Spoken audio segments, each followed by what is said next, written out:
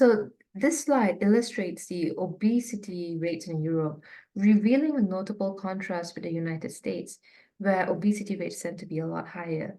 On average, the obesity rates in Europe range from approximately 23 to about 25%, indicating a lower prevalence compared to the US. However, there are variations among European countries, with some countries reporting higher obesity rates than others. So we can see places like Turkey, Malta, and the UK that have the higher obesity rates, and other places like your Bosnia and Switzerland have lower obesity rates. And this data provides insights into trends observed in relatively highly developed countries such as the US, North America, Europe, and Korea. It suggests that the issue of obesity is not only unique in the US alone, but is prevalent across developed regions worldwide. And this data we see is collected from your 1970s to your 2020. And these findings really does indicate a concerning trend of increasing obesity rates in the developed world.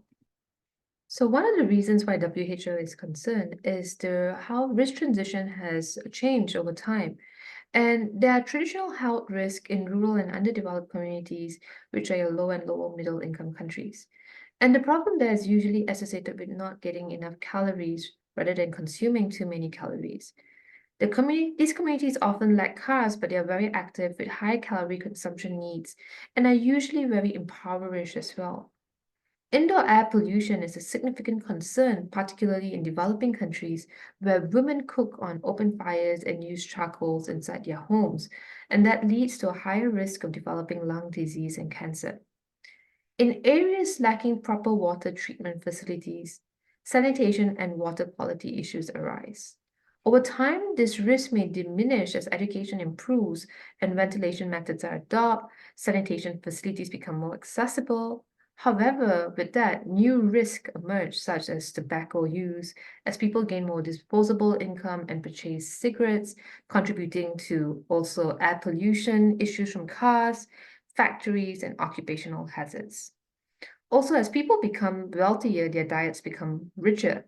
They engage in less physical labor and adopt more sedentary lifestyles, relying on cars, public transportation, and modern appliances like washing machines, dryers, also your dishwashing machines.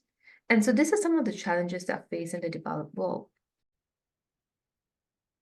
So this slide shows the estimated annual number of deaths attributed to each risk factor. And we notice that obesity is one of the top 6. Similarly as well, we can correlate that with diets that are low in vegetables, diet that is low in fruits, the lack of physical activity, and how these dietary and lifestyle factors affect your various kinds of diseases, which are basically, can be controlled by just altering your diets and lifestyle.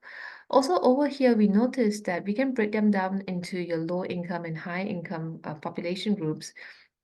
And what we notice is that, especially in your high income countries, we see that non-communicable diseases make up the majority of your causes of death, which is very, very much attributed again to your diet and lifestyle. Whereas your low income countries, the significant proportion comes from infectious, neonatal, maternal diseases, as well as nutritional diseases, but that oftentimes relates back to malnutrition or hidden hunger, not exclusive breastfeeding, iron deficiency, protein energy malnutrition. So we see how different countries have different types of risk factor. And as countries start to emerge and they start getting richer, we notice that that increased meat consumption, decreased physical activity, and we also notice in your middle income countries, the predominant cause of that comes from your non-communicable diseases. If you examine the proportion of overweight individuals, typically defined as those with a BMI between 25, and using that measure again in OECD countries, the average proportion of overweight individuals stands at around 50%. This means that 50% of the adult population in developed countries are considered overweight rather than normal weight. And looking at some other countries, such as the developing and moderately developing nations like Brazil, South Africa, and Mexico, they exhibit similar levels or even higher incidences of being overweight. However, when we consider countries like India and China, we observe a relatively low proportion of overweight adults. And this provides valuable perspectives of the obesity issue in these countries. Essentially, in both India and China, there exists a wealthy urban population alongside a rural poor population. And the rural population tend not to be overweight, while the wealthy urban population demonstrates traditional economic development rates. And we look at the amount of overweight individuals at about, it stands at about 25% in China. What we're witnessing in China in terms of research is that the rural population is beginning to shrink as people migrate to urban areas, and a trend similarly observed in India. However, if we focus on the middle class living in cities, their obesity rates align closely with those of the Western world. Therefore, if economic development continues to progress in India and China, it's likely that the population will become more overweight and experience higher levels of obesity.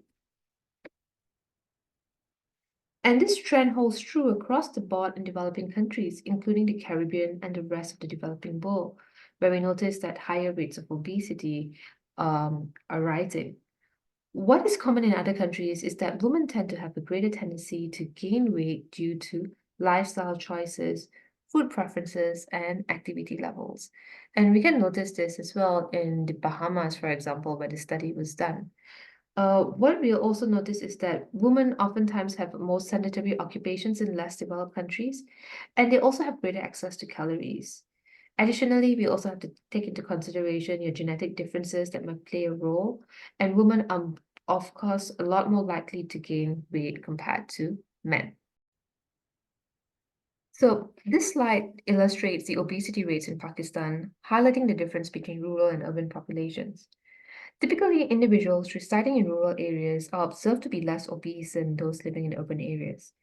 And what we notice is that in rural Pakistan, individuals often grow their own food, which tends to be lower in calories, fat, and sugar. They also have limited access to fast food and grocery stores. Additionally, they lead an active lifestyle, and that helps to contribute to lower obesity rates. The urban population, on the other hand, they are most likely to have sedentary lifestyles, limited access to healthy food options, so they kind of rely on cheap, high-fat, high-salt, high-calorie food that are available in your convenience stores and fast food outlets. Also, the access to fresh fruit and vegetables are limited, and grocery stores in the inner cities may not offer healthy options. And so that's why when we look at the urban, the graph over here, we see that there's a higher rate of obesity among your urban population. Also, when looking at your age group, we notice that there are women significantly higher rates of obesity.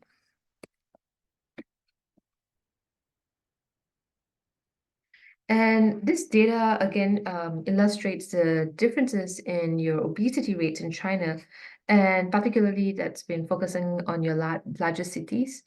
And over the past 20 years, there has been a significant increase in obesity rates in China. For example, in 2000, there's about 16% of boys that were overweight, obese, who were living in larger cities compared to around 10% of girls. And that was a notable difference from the 1990s. And what we're seeing is that and it's attributed largely to economic developments as individuals transition from rural areas to urban centers. They gain access to public transportation and a wide variety of food options. As a result, their diets have shifted towards increased consumption of fat and sugar, as well as your meat consumption. This slide shows the share of children and adolescents aged 5 to 19 years old that are defined as either overweight and obese. And what we're noticing is that the US exhibits a high prevalence of overweight and obesity across that age group, where about anywhere from about 50% of the kids are either overweight or obese. We also notice that in places like Australia, also has significant higher rates of obesity. We see that in Europe, it's slowly catching up. It's anywhere from about 20 to about 30%. And we can see even in the Middle East, it demonstrates relatively high levels of overweight and obesity. Sub-Saharan Africa is the one that notably stands out, largely due to issues such as undernutrition among children in this region. But if we notice, even in Southeast Asia and in certain parts of Asia, that number is rapidly increasing, the number of kids who are overweight or either obese. So this graph depicts overweight levels in 10-year-old children across different countries, allowing for comparisons between your boys and girls. And there appears to be a more consistent increase in overweight prevalence among girls compared to your boys. If you look at some of the differences in Asian countries where the blue bars kind of are further out, for example, if we look at Hong Kong, okay, what we notice is that there are about 20% of the boys who are overweight versus 10% girls. We see Singapore and we see also in Japan similar incidences. Why do you think that is? And this actually has a lot to do with cultural practices where boys are more favored over girls. And the same sort of thing is going on in Hungary as well. Boys are getting more access to calories. They are a lot more spoiled. Not to say that the girls are undernourished, but it's just that cultural practices where boys are favored over girls.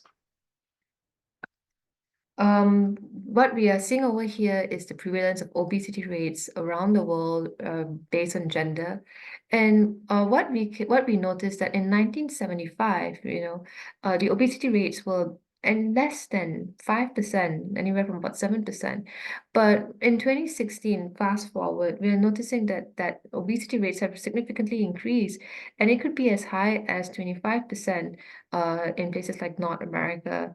And we are noticing that it's just increasing worldwide. We can see similarly in Brazil, throughout South America, just higher rates of overweight and obesity compared to those moderately developed countries.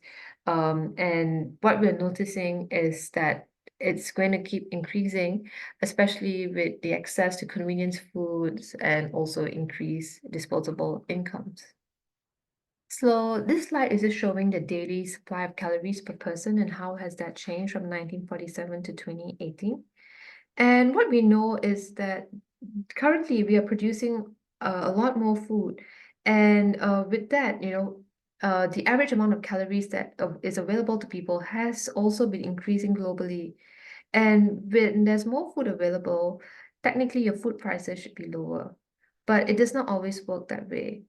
What we are seeing is that certain parts of the world, people have a lot more access to cheap, calorie-dense food. For example, in America, people are consuming about 3,700 calories, where it should be anywhere from about 2,000 to 2,500 calories for men, depending on your age and depending on the activity levels. If you look at the world, it's about 2,700 calories. But we look at places like Kenya and Uganda, and we notice that that is actually a lot more lower. But across the board, we see just an increased amount of calorie intake per person from the 1940s to year 2018. So we can actually pull out some of these changes in population over time. What we notice over here is that vegetable oil consumption has gone up significantly throughout the developing world as agricultural input into vegetable oil has gone up. So that makes the product a lot more cheaper. But also, as people get wealthier, they can afford to buy a lot more vegetable fat for consumption. So we see the increase in amount of vegetable oil that people are consuming in places like China, in India, also in Malaysia and Thailand. So this diagram is from an older study, but the results of the study still holds true to today. What they're looking at is how people's diet changes as they get wealthier. The bottom is the percentage of calories, and that's actually contributing to that part of the diet. And the horizontal lines over here shows the contribution of various starches and carbohydrate, such as your potato, wheat, rice, corn, that makes up the bulk of the diet, especially at the bottom of the graph. And if you're looking at the graph, as you go up, people's income starts to rise. And so as it goes up, the amount of calories is also going up. And if you're poor, most of the calories are coming from your simple carbohydrates, such as your rice and wheat. But if you look over here, as the income starts to rise, most of the calories are coming from fats, animal fats, basically. And what we notice over here as well, the amount of vegetable protein starts to decrease, but the amount of animal protein starts to increase with increasing wealth. We also notice that as people get richer, the amount of carbohydrate goes down, but the amount of simple sugars, the amount of animal protein and animal fat goes up. And It's true across the board, and we know that as people get wealthier, they shift from a predominantly or plant-based diet where meat is featured maybe once or twice a week to a more animal based diet. So a lot more, meat in comparison. And this graph really just kind of spells it out. So this is a complex graph, but it illustrates the actual calorie content of different food items represented on the horizontal axis, while the vertical axis shows the total amount of food consumed.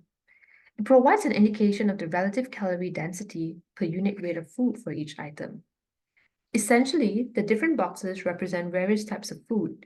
A denotes your fast food, which is very calorie dense, anywhere from about 800 to about 1,600 calories. So if a person chooses to eat fast food, they will need to consume less of it compared to traditional foods, such as those that are found in this study, which was conducted in Gambia. Or they should also opt for supermarket healthy choices. In the middle is your ready-to-eat meals, and typically they are bought from a supermarket or deli. And traditionally, your foods, from traditional foods in Gambia, they generally have a lower calorie content as we notice, and in comparison to your fast food, which has a higher calorie content. So therefore, if a person aims to consume the same amount of calories, they would need to eat a lot less fast food. And this is a conclusion that may not come as a surprise. However, when we consider the scenario when an individual switches from a traditional diet characterized by larger volumes of less calorie dense traditional food to a city lifestyle with greater access to fast food. And so, despite maintaining the same appetite and food consumption habits, the individual now consumes more calorie dense food. As a result, they may not maintain their weight, but instead gain weight due to increased calorie intake. And this is an interesting newspaper headline from the Shanghai Daily News. The same problem in China that we're seeing in the US. Too many fat kids eat too much fast food and sit on their fat butts. I think this just kind of sums it all. And finally, this is a study that was conducted in Yale University, focused on students in the Middle East, specifically in the UAE, United Arab Emirates, which was looking at examining their weight status and related behaviors. It investigated whether the presence of a maid at home, sedentary lifestyle habits, family history of obesity, watching television, smoking status correlated with obesity. Interestingly, the students without a maid at home, they were more likely to be underweight, highlighting a possible link between household dynamics and weight status. Also, a sedentary lifestyle, as indicated by excessive TV watching, was associated with higher likelihood of being overweight. And surprisingly, non-smokers had a lower prevalence of obesity compared to smokers, contradicting the common belief that smoking helps to control weight. Also, the data revealed that being more physically active, whether through sports or choosing active transportation methods, was associated with lower risk of obesity. And so with that, I will end here.